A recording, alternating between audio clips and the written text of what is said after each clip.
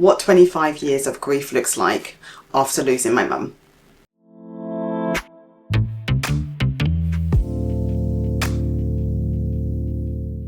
So we just celebrated the 25th anniversary of my mum's death, and I wanted to take a moment to reflect, connect, and look at how grief has changed for me and what my relationship to that loss is now, and if that can be useful for others to see who may be in the beginning of their grief journey, to see how grief changes or evolves.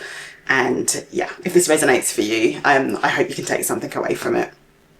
Okay, so for me, my mum passed in the year 2000 at the age of 38. So I was 16 at the time, and my mum was my sole parent. I don't know my dad, or didn't know my dad. So unfortunately, that obviously left me as an orphan. So obviously I've lived a lot longer alone than I have with parents, and I think that really changes you when you have such loss at such a young age.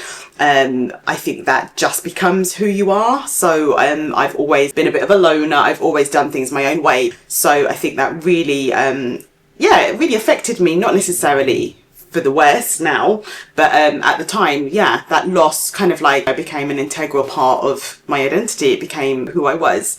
So 25 years on, things have definitely changed, and the way I view grief has changed significantly. I think we have so many expectations about grief and how that should look.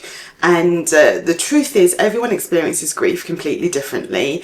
And even for people of the same family, not one person experiences grief the same way. So I have two sisters. The way their relationship is towards grief and the passing of my mum is probably very different to how I feel about it as well. So things change according to your beliefs about grief and who that person was to you.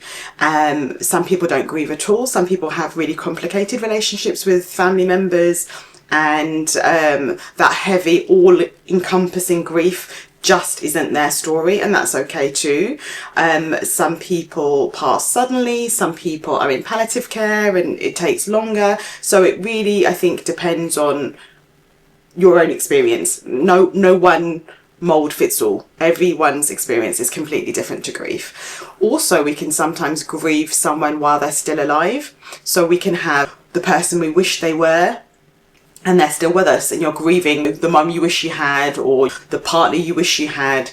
We can grieve for dreams that we never got to realise as well. So you've always wanted to do something but never quite got that done, and that can be a loss as well. That can be grief. And the future that person that passed didn't get to experience, you kind of have to grieve that as well. So grief takes on so many different forms, and they say the 7 stages of grief. Sometimes we experience that in order, sometimes we circle back, sometimes, we think we've got to acceptance and we become in denial again. So grief really, really, really changes, and it definitely does not look the same.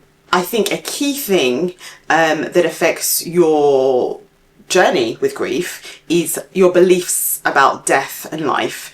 And I do believe that is directly linked to the impact it has on your life. I think if you see death as final, if you see death as something really scary and a disconnect, a severance from that person, I think it can feel very heavy and very sad and all-numbing, overwhelming when a person dies, because you miss them so much, and I think you can't see the wood for the trees. It just feels all-encompassing. In my personal experience, obviously, I went through deep sadness, bouts of depression. However, for me, I do believe that we are on a mission when we come to this planet, when we come to Earth. I do believe we volunteer to come here. So our spirit chose this destination and we chose to come here. We might not remember why when we get here, and it doesn't seem to make sense at the time, but I do believe we chose to come here, and we're here to experience love in all its glory, the messy love, the beautiful love. I feel like we're just here to challenge ourselves and explore the human experience, and then we go home. And I think when we go home, we go to a place that feels more home than here ever could. We go back to source. I think of it as kind of like the ether, like a collective consciousness. And then little spirits kind of come from that. We're kind of put into this skin suit, and we're given a name, we're given an identity, and we come here. And then we go back to that ether, we go back to that ocean of consciousness, and we return. And I think that home feels warm. That home, sometimes like I'm aching to go back to that place. And I think that's personally where my mum has gone. I think she really took her assignment in her stride. My mum was such a vibrant, crazy character. She had the wickedest sense of humour. She had such a wonderful, like, I don't know, unmistakable, vivacious laugh. Like, it was intoxicating. Everyone like remarks even now about her laugh. And she was just a really, really bright light to a lot of people. She made an impact. You know, when my mum walked in the room, you knew her energy, you know. But my mum also dealt with her demons, and my mum had a severe alcohol addiction. And up till now, that is something I don't really talk about. And for some people, this will be the first time that they know that. I think amongst us, we obviously were very well aware. Her siblings were aware. But outside of that, you know, intimate, close family circle, we never discussed really the impact of the alcohol on her, and the legacy, the confusion, the trauma that left behind. I think when it's a mother that is, by all means, from the outside appearance, a really doting mum, a great role model, I think, you know, you get those condolences coming in, and oh my God, what a great woman, and you poor thing. And it kind of like connects, you accept it. I think for in my case, I felt quite a lot of shame, quite a lot of secrecy around her death and her real identity.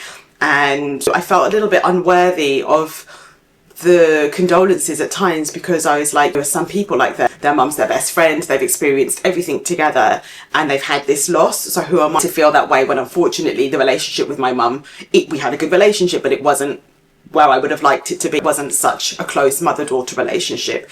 At the time, and naively looking back, I really just wanted her to be a normal mum. I wanted her to not be drinking, show up at school events and stuff, and be there, you know, check in on me and be around. And unfortunately, my mum was away for long periods of her time, and she just wasn't able to be that mother. And now that's okay. But at the time, I was angry, I was furious, and I wanted things to be different. I now realise there was no other way things would have been. There is no other version of events. She was the mum I got, and I do believe she's the mum I wanted. And that was her mission. She went all in on love. And what is addiction? It's just a deep longing for connection, a deep longing for belonging.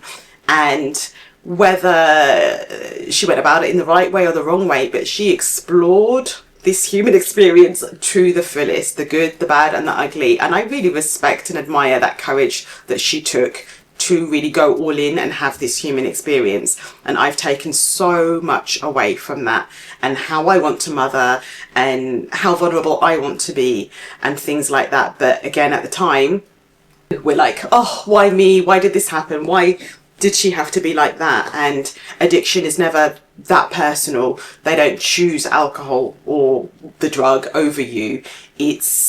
There is just, unfortunately, no other way, and that's their experience. I trust in that universal law that energy can't be created nor destroyed. So from wherever she came is where she's gone back to. I feel like she is free now. I feel like she's obviously free from her addiction, and just back to that beautiful, pure soul she was, that pure essence and gorgeousness that she was. And yeah, she's at peace. So over time, my grief has softened a lot. I think initially I was just in complete and utter shock. My mum also died quite suddenly. There were signs she wasn't well. Obviously, with heavy alcohol abuse, there's only so long your body can handle that and maintain that. So obviously her body, there was a lot of wear and tear. I didn't see her at Christmas. I just thought maybe she was on a binge or something. And then I got the news a couple of days later that her body had been found and she'd passed away. She went out and never came back. My mum passed away on the 28th of December. So Christmas for me is a particularly difficult time. It's changed over the years, but I remember that first Christmas, it hit hard. So for those of you like during the holiday season that have lost a loved one, or just having your first Christmas without that person, yeah, I feel I feel you. And yeah, it does get easier, but it's a particularly difficult time because obviously you're around family, everyone's merry, and you're just like wishing they could be with you, especially if you've got children now, and see the smiles on your kids' faces and stuff like that. So the holiday time, please be gentle with yourself. And if you can't handle everyone around at the holiday time, cancel Christmas, do as you see fit. But when that date comes around, just be extra gentle with yourselves, because it's not an easy one. It can be very, very triggering. Milestones and like firsts after the loss of a loved one can be really, really tricky. I remember that first birthday, first Christmas without her, and it just feels, you almost forget and then you remember, and then it's almost like you go through the whole thing again, that loss, that, oh yeah, you know, they're not here to do this with me anymore. And that can hit really, really hard. That first year is intense, and there's no right or wrong way to do it. We don't really have a culture of discussing death, and so sometimes you just have no idea. People don't know what to say to you, so it can be really tricky. It can be really, really difficult to navigate. Also, when a loved one passes, you can feel a lot of guilt. So in my case, because of the type of relationship I had with my mum, I felt a lot of guilt, like I could have been nicer to her, could have been more understanding, that kind of guilt as well. And then there's that guilt, like when you realise you've maybe not thought of them that day, or like the first time you have like a day where you've been laughing, you've been joking around with your friends, and you're like, oh gosh, like you almost put the guilt and grief to the side for a second, and then you felt that joy, and then you feel guilty for feeling that joy. So that can be a really strange feeling, and I wasn't aware it hit me so much when first time I've really stopped thinking about her so much, like forgetting her voice, that kind of thing. It's a strange one. As far as milestones go, so like there are good milestones, there are bad milestones. It's like a bad milestone was having my first child. I had my daughter at 18, so a couple of years after losing my mum, and I remember after having her, I just wailed like a baby. I screamed for my mum, and just I had that realisation she is never going to meet any of my kids, and that hits hard. Now knowing her energy is just effervescent, she's with us all the time, I don't feel such loss on that respect. But yeah, it was a difficult one. It was a really, really difficult realisation. A fact that really brought me a lot of comfort in the early days after having my daughter is the fact that we are nestled technically in our grandmother's wombs, because a girl is born with all the eggs she'll ever have. So technically all of my kids were also inside my mum, and to just be held in her womb, swooned to her heartbeat, that really brings me a lot of comfort, a lot of joy. So if anyone else has lost a mother particularly, yeah, I think bear that fact in mind, and that we are not as separated from that line as you think. Funny enough, my youngest son looks just like her. When I say like I gave birth to my mother, he looks just like her. His personality is wild. He is out there. He is like a mini drunk person. So like the gag's on me. I was like, I see you, mum. I see what you did there. You know, you've given me you as a drunk in a small child. I kid you not, this child is my mother, literally. So yeah, that's funny to see. And yeah, it comes full circle. Take the firsts, sit with it, and then not that you look for them, but you will see synchronicities, and they're always with us, they're always there. And I'm still experiencing milestones now. So for example, my mum passed at 38, I'm now 41, nearly 42, so I am older than my mum ever was. And it's strange because in my head it felt like she was old, but 38 is nothing. She wasn't old at all. So to think I'm older than my mum, like what a privilege. Like I get to live, I get to see my kids, hopefully my grandkids and stuff like that. So aging is definitely a privilege, and I do not take it for granted. Another difficult milestone for me was like when I graduated, getting married, my mum never getting to meet my husband. But at the same time, that was a wonderful milestone because my husband is just such a wonderful man. And to think I was able to have that level of joy, still honour my mum, but to find happiness and joy again is huge. And when my daughter became the age I was when my mum passed, so my daughter like 16, late teenager, that was hard. That was really, really hard. And just thinking, oh my God, like how present I was for my daughter, to think I didn't have that. So I kind of mourned what I missed as well, and that my mum didn't get to see me and enjoy those moments where we probably in my early 20s would have had a much better relationship. Now I kind of like feel so much compassion for the woman that she was, and for the young girl I was, trying to like navigate my relationship with my mum. Obviously I was too immature to understand or even to see her as a woman, and for the mistakes we both made. So that was really, really hard. But also the deeper I go into this grief journey, the deeper I meet myself, hence the deeper I meet my mum. So I kind of, it comes full circle. There's healing in those milestone moments as well, if you just sit in it and actually take the time to really reflect on what is happening and what does that mean for you, what did that mean for the person that you lost. So I think you need to also remember there are great milestones to come as well, when you manage to break like generational curses, when you are able to put your children in a better situation than you were. These are great milestones and they are definitely worth celebrating. So I guess I'll have another look back, 50 years on, 75 years on, and see how things mature and how grief has followed me through. So this grief really takes you on a healing journey, from being that little baby orphan at 16 to where I am now. I have matured. When my mum initially passed, I was working, I was providing for myself, I got myself an apartment, paid my rent by myself. I didn't have any help from social services or any other external body. So it was very much me.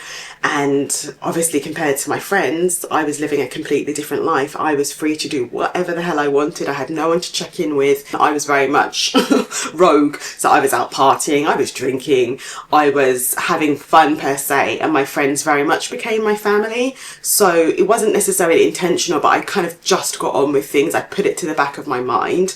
It was always obvious I don't have any parents, but I didn't dwell in it or really face it initially. So I'd say for a good couple of years, I just tried to push it to the back of my mind and just got on with things. And then as I had my daughter, I was reconfronted with being a mother. You have no mother. So little things kept circling back, little milestones kept reminding me, ooh, this is still quite a big problem here. Like, you're feeling it and you've got to look at these feelings that you're experiencing. I could live my whole life and not confront. I really needed to meet it head on. And grief isn't something you necessarily just get over. Grief is something that lives alongside with you, and I could choose how I chose to live alongside it. I don't know if it was necessarily a conscious choice, or I just said, like, I want to view it like this. I just think over time I started to say to myself, there's got to be something behind this. It can't be just a senseless death and it just happened the way it happened. There's got to be something that I'm supposed to learn and garner from this, and it can't all just be doom and gloom and bad. I do think when you go through a lot of terrible things quite early on, it's not for everyone, but that assignment, it's like an initiation, and you literally get to you get jumped into life basically, and you can choose to sink or swim. You can be a victim to it, or you can learn from it, and you evolve so quickly. I feel like I'm finally the real age I am now. I feel like a bit like Benjamin Button. I felt really old young, and after all of this stuff that went on with my mum. There has to be a way to honour the person you've lost, but to later find joy and purpose and do stuff for them.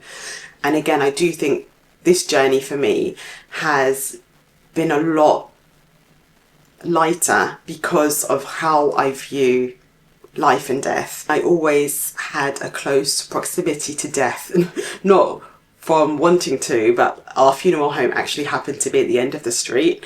So while funeral preparations were being held, my mum was actually at the funeral parlour for a couple of weeks, so I would literally be able to pop in and visit her.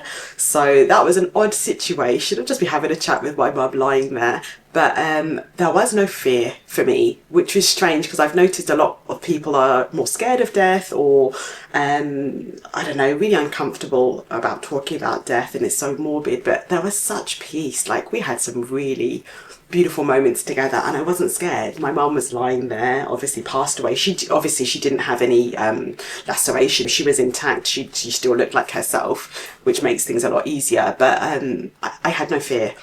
And for some of you that may know, like, I'm also a birth doula, and right now I'm considering also being a death doula, because I just think there are rites of passage that can help people go through that process for the person that's passing and for their family.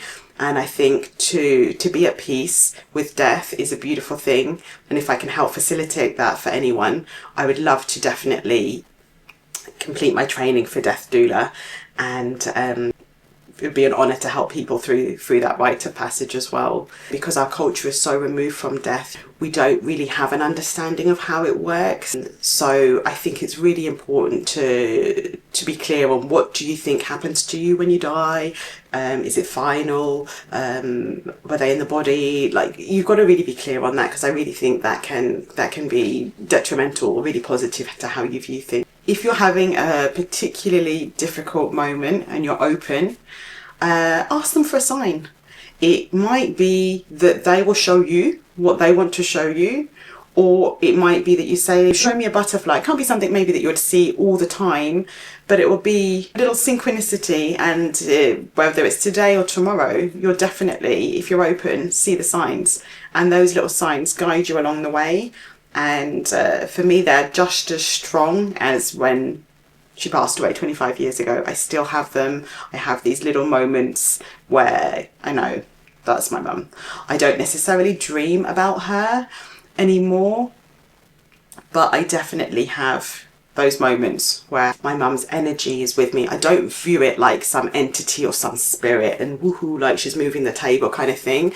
But there have been moments I've asked her for a sign. I've asked her to show me I'll be okay. For example, where we used to live, my mum was renting and the house was sold. And like, I want to say it's like the last week when I'm just packing out my thing, about to leave this house, I was sobbing, and I was just, I just felt lost. I just didn't know what to do with myself, and I asked my mum to hold me. I asked where she was, and I said, Mum, hold me, like, I'm really, really struggling. Perhaps it's my imagination, perhaps, but I felt something literally embrace me. I just felt a presence, an energy, a warm, staticky feeling all around me. She cloaked me in her love and made me know, you're okay. Like, even now it just feels, I have a little tingling feeling in my chest right now, excuse me. Like, she cloaked me in her love and said, you'll be okay. Like, even in death, my mum is mothering me. And that's really, really an important thing to remember. Like, we can't see them, but there are different energy stations. We're not on the frequency of, like, I'm in human form, you can touch me, and my mum isn't, but that doesn't mean she's not here.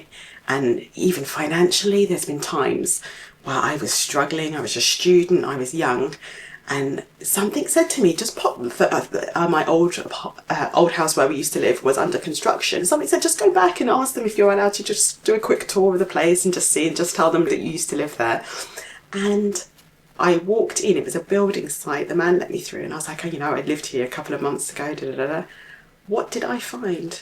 A cheque in my name from my college that I would never have known was there. Don't get me wrong, maybe they would have sent me an email at some point, on the floor for £350, on the floor, just waiting for me.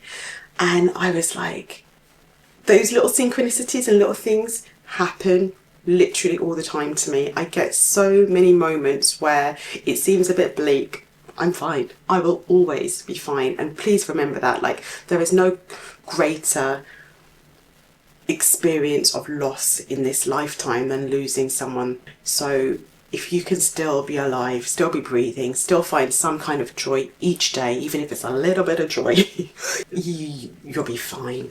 Another thing I've learned is about relationships and the complexity of relationships. I'm not of the school of thought to say that because my mum passed, hold your loved ones tighter and tell your mum you love her. Like, if you don't feel it, if you don't have that as the reality of your experience, don't force something that's not there either. I think if you have a relationship that's fixable, fix it. Beautiful.